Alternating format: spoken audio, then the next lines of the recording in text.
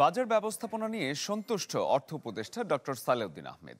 ক্রয় কমিটির সভা শেষে তিনি বলেন, জিনিসপত্রের দাম আগের বছরের চেয়ে বাড়েনি, বরং কোনো কোনো ক্ষেত্রে কমেছে। তিনি জানান, নিত্যপণ্যের দাম আরও কমা দরকার। ব্যবসা বাণিজ্য কমে যাওয়ায় বেকারত্ব বেড়েছে জানিয়ে উপদেষ্টা বলেন, বিভিন্ন খাতে অর্থনৈতিক সহায়তা এবং প্রণোদনার মাধ্যমে তা পুনরুদ্ধারের চেষ্টা চলছে। নতুন বিনিয়োগ এবং কর্মসংস্থানের বিষয়ে বিডার সাথে আলোচনা চলছে বলেও জানান উপদেষ্টা। এদিনের সভায় খোলা বাজার থেকে প্রায় 1500 কোটি টাকার 2 কার্গো এলএনজি কেনার অনুমোদন দেওয়া হয়। এছাড়াও 154 কোটি টাকায় 30,000 মেট্রিক টন ইউরিয়া সার এবং 95 কোটি টাকা ব্যয়ে 10,000 মেট্রিক টন মসুর ডাল কেনার অনুমোদন দেওয়া হয়।